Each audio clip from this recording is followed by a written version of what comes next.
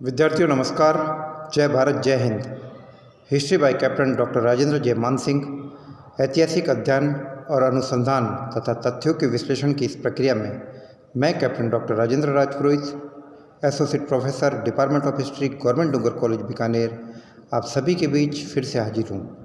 विद्यार्थियों, मेरी आज की कक्षा राजकीय डूंगर महाविद्यालय बीकानेर के बीए पाठ द्वितीय के उन विद्यार्थियों के लिए है जो राजस्थान के इतिहास का अध्ययन करना चाहते हैं। विद्यार्थियों, राजस्थान के इतिहास के अध्ययन की श्रृंखला के अंतर्गत इससे पहले की कक्षा में मैंने आपसे बात की थी कि किस प्रकार से बीकानेर के राठौड़ों ने मुगल सत्ता के साथ सहयोग की नीति अपनाई। आज मैं विशेष रूप से महाराजा राय सिंह ऑफ बीकानेर की मुगलों के साथ सहयोग नीति के कई पहलुओं से मैं आपको अवगत कराऊंगा।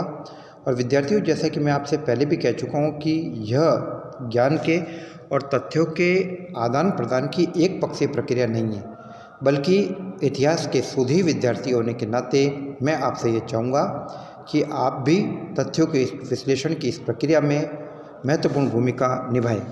तो आइए विद्यार्थियों, हम आपसे बात करते हैं महाराजा राय सिंह ऑफ बीकानेर। महाराजा राय सिंह ऑफ बीकानेर 1574 से 1612 ईस्वी। विद्यार्थियों, इसके पहले भाग के अंतर्गत मैं महाराजा राय सिंह और मुगल सम्राट अकबर के आपसी संबंधों और सहयोग नीति के विविध पहलुओं के बारे में आपसे चर्चा करूंगा। जैसा कि मैं इससे पहले की कक्षा में आपसे चर्चा कर चुका हूं कि कुंवर राय सिंह 1576 के नागौर के शाही मुकाम या शाही दरबार के समय अपने पिता कल्याणमल के साथ बादशाह अकबर की सेवा में उपस्थित हो गया था। उसके व्यक्तित्व से प्रभावित होकर अकबर ने राय सिंह को उसकी नियुक्ति जोधपुर की देखभाल के लिए कर दी थी। ऐसा करने का कारण यह हो सकता है कि उन दिनों गुजरात में बड़े पैमाने पर अव्यवस्था फैल रही थी और उधर मेवाड़ में महाराणा प्रताप सिंह का प्रभाव बढ़ता जा रहा था। दूसरी तरफ सिरोही के देवड़ा चौहान भी उपद्रव कर रहे थे।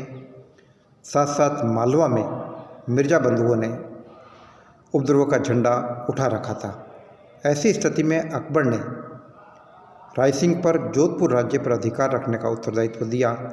एक राठौड़ होने के नाते और जोधपुर के प्रति परंपरागत शत्रुता होने के कारण राय सिंह की इस प्रकार की नियुक्ति पूरी तरीके से उचित थी।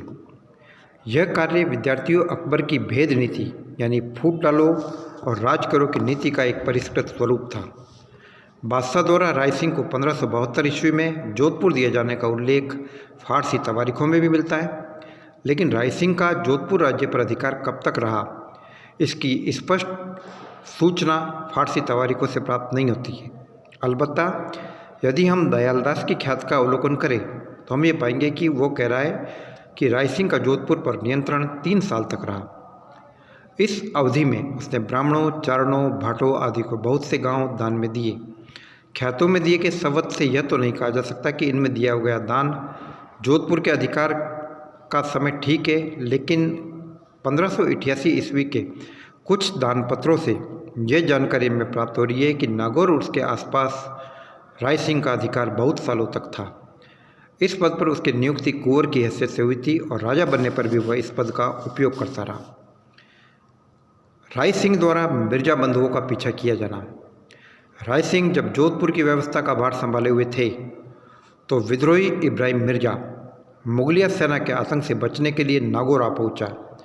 ऐसे वक्त राय सिंह ने मुगल सेना की मदद की और काठोली नामक गांव में उसको घेर लिया। जब वो यहाँ से भी भाग निकला तो राय सिंह ने उसका पीछा किया, जिसके परिणाम स्वरूप इब्राहिम मिर्जा को 1573 में पंजाब की तरफ जाना पड़ा। इसी वर्ष यानी 1573 में जब बादशाह मोहम्मद हुसैन मिर्जा के विद्रोह को दबाने के लिए गुजरात आया हुआ था तो राय सिंह भी अकबर की सेना में शामिल हुआ। मोहम्मद हुसैन मिर्जा ने मुगल फौज के साथ युद्ध किया, लेकिन बंदी बना लिया गया। राय सिंह ने मोहम्मद हुसैन को पराजित करने में बड़ी वीरता दिखाई और तो सम्राट ने बंदी को राय सिंह के सुपुर्द कर दिया। अंत में राय सिंह और भगवान दास की अनुमति से मिर्जा को कत्ल करवा दिया गया। राय सिंह का चंद्रसेन और देवड़ा सुल्तान के विरुद्ध भेजा जाना।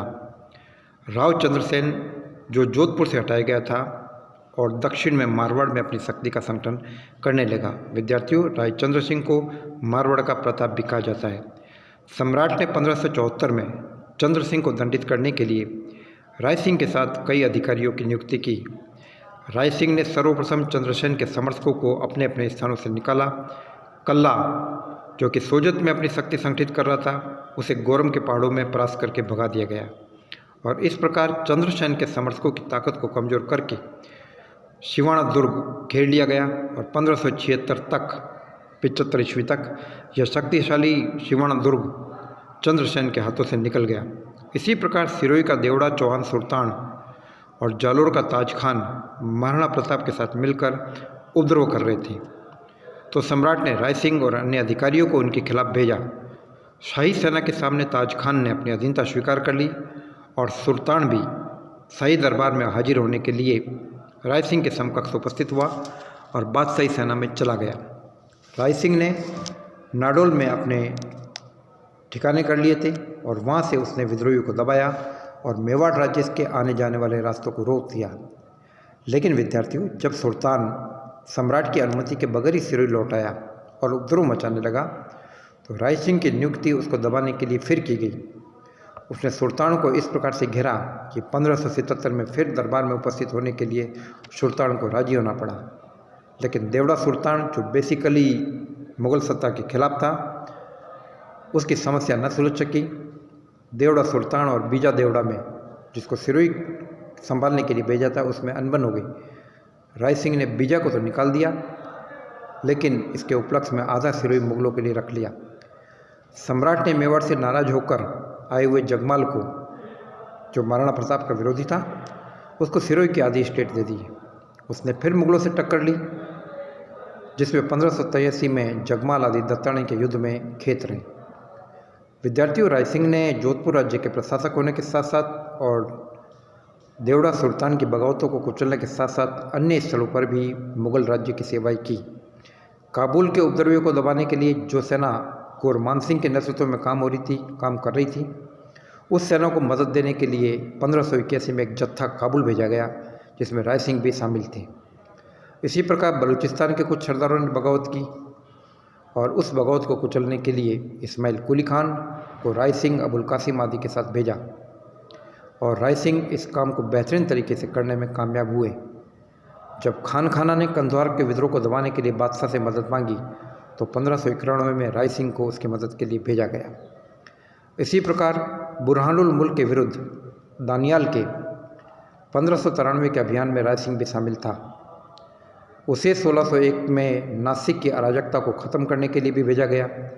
जब तक अकबर जिंदा रहा, तब तक राय सिंह की गणना एक अच्छे विजेता के रूप में की जाती थी। राय सिंह की सेवाओं से प्रसन्न होकर सम्राट ने उसके पद में वृद्धि की और जागीरें भी दी।